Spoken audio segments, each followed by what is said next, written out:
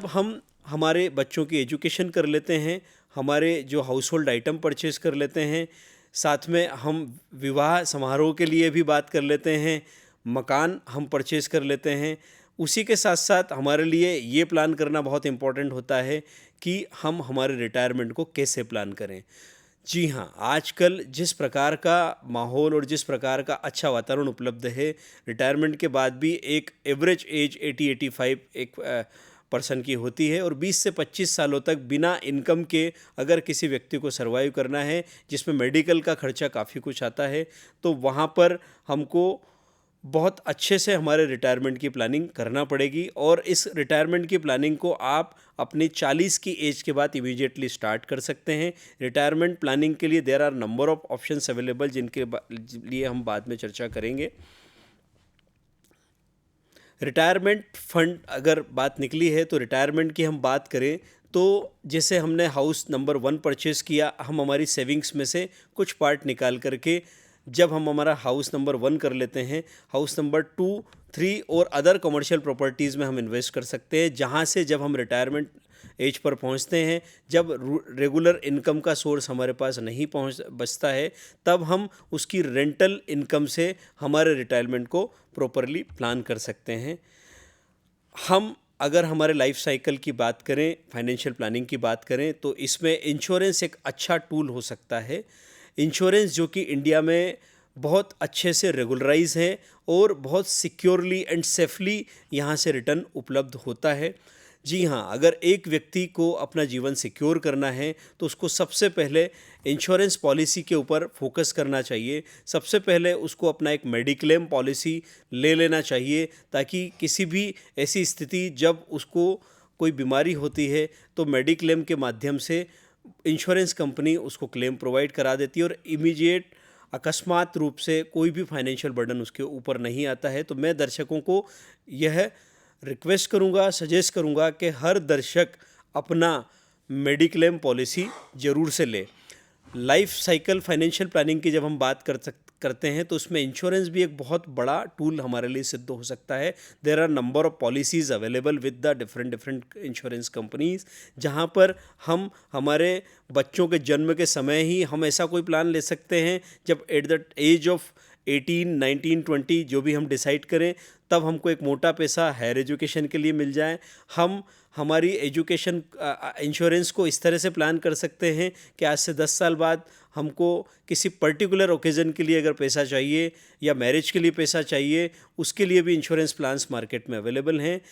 Pension plans भी insurance companies के काफ़ी अच्छे अच्छे अवेलेबल हैं। जो हम टॉप पर होते हैं, जब हमारी इनकम अच्छी होती है, उस समय हम इंश्योरेंस प्लान करेंगे तो डेफिनेटली इंश्योरेंस के माध्यम से, पेंशन प्लान के माध्यम से रिटायरमेंट के टाइम पर हमको एक हैंडसम अमाउंट जो हमारी रिक्वायरमेंट होती है उसके लिए मिल सकता है।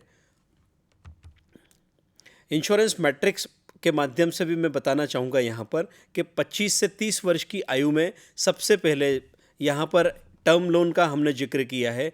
टर्म प्लान हमका जिक्र किया है। टर्म प्लान वह होता है जिसमें अगर आपकी डेथ हो जाती है, उस इवेंट पर इंश्योरेंस कंपनी लमसम एक मोटा अमाउंट आपके डिपेंडेंट को देती है।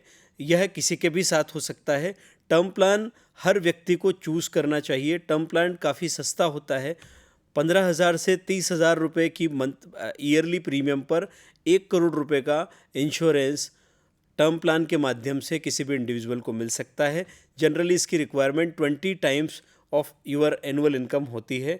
30 से 45 की एज में हम एक एंडोमेंट प्लान, जिसको मनी बैक पॉलिसी भी बोला जा सकता है, वो टर्म प्लान के साथ में ले सकते हैं।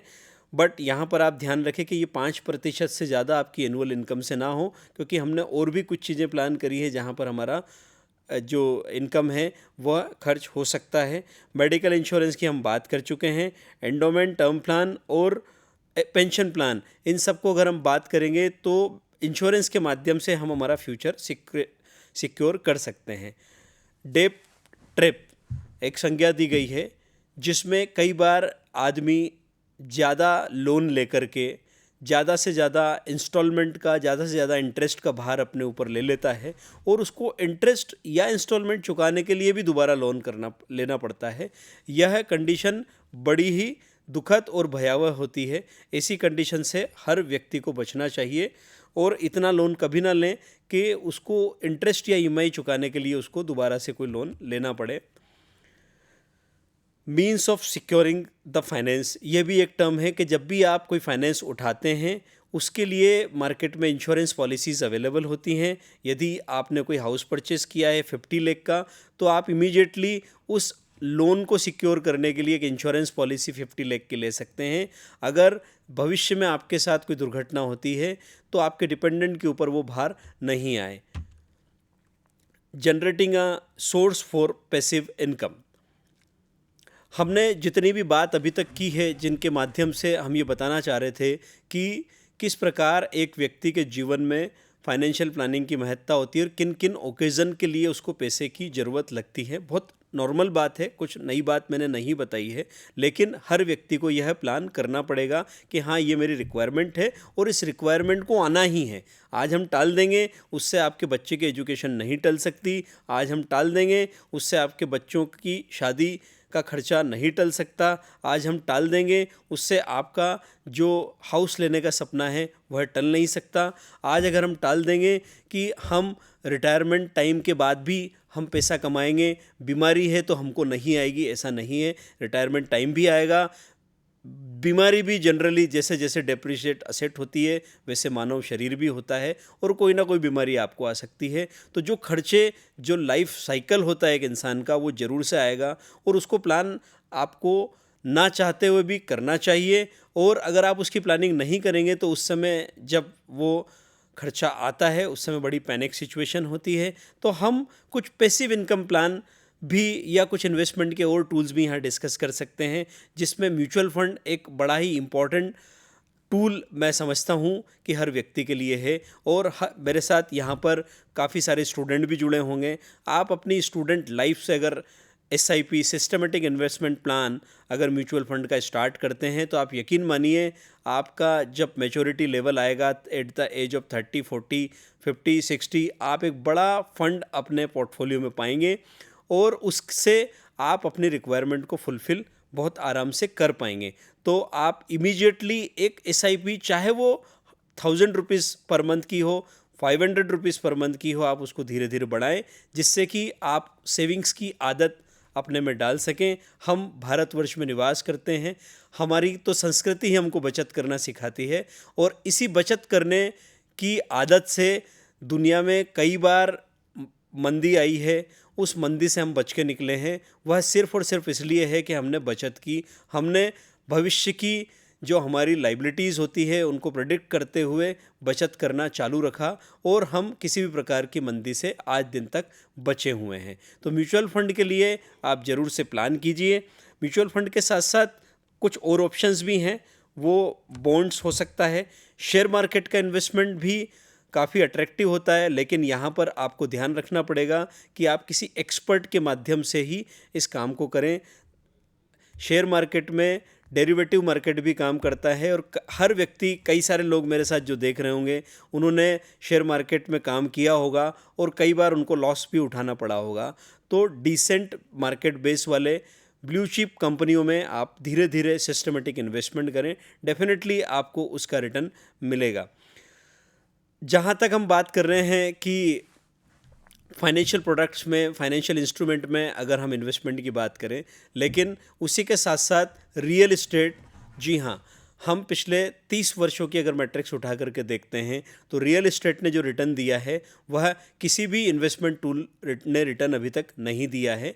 तो अगर आप रियल इस्टेट में इन्वेस्टमेंट की प्लानिंग करेंगे तो डेफिनेटली आप जो एक बड़ा खर्चा आपके जीवन में आ सकता है, चाहे वो एजुकेशन हो, मैरिजेस हो, हाउस परचेस करना हो या फिर आपकी रिटायरमेंट लाइफ की प्लानिंग हो, वह रियल इस्टेट के माध्यम से आप पूरी कर सकते हैं। आप ऐसी कमर्शियल रेंटेड प्रॉपर्टी में इन्वेस्टमेंट कर सकते हैं, आप रेसिडेंशियल फ्लैट्स में इन्वेस्टमेंट कर सकते हैं। आप अपनी इन्वेस्टमेंट का कुछ ऐसा पार्ट धीरे धीरे रियल इस्टेट में इन्वेस्टमेंट करिए, उसके रिटर्न को, उसके रेंट को प्लान करते हुए उसमें फिर कुछ पैसा अपना डाल करके, और आप ऐसे प्लान कर सकते हैं कि आप अपनी लाइफ में मिनिमम 5 से 7 रेसिडेंशियल फ्लैट या कमर्शियल प्रॉपर्टी के मालिक बन सकते हैं, जिसकी वैल्यू भी साथ में बढ़ेगी और उसका रिटर्न भी आपको रेंट के माध्यम से पीरियडिकली मिलता रहेगा। कुछ फाइनेंशियल गोल्स मैंने यहाँ पर बताए हैं जो इस प्रकार हैं। मेरे हिसाब से किसी भी व्यक्ति को अपनी इनकम, जो उसकी इनकम होती है, उसकी इनकम का should 1/4 of the total income should be invested in return bearing option. अगर आपकी इनकम 1 लाख रुपये महीना है तो 25,000 रुपये महीना मिनिमम आपको ऐसे ऑप्शंस में डालना चाहिए जहां से आपको रिटर्न मिल सकता हो, मिनिमम 25,000 रुपीज़।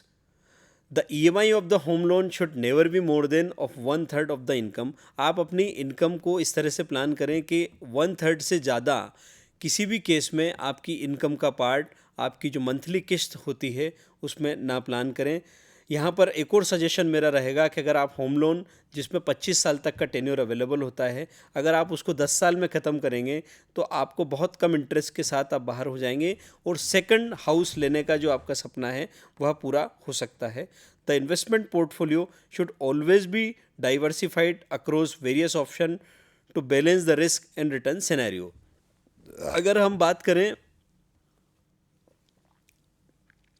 बैलेंस की, रिस्क को डाइवर्सिफाई करने की, तो आप यहाँ से ज़रूर से ध्यान रखिए कि अपना सारा पैसा एक ही इंस्ट्रूमेंट में ना डालें, उसको थोड़ा थोड़ा सभी जगह डाइवर्ट करें, थोड़ा थोड़ा हर अलग अलग इंस्ट्रूमेंट में लगाएं, ताकि हम किसी भी प्रकार का जो रिस्क किसी भी इंस्ट्रूमेंट के साथ जुड़ा रहता है उससे हम बच पाएँ।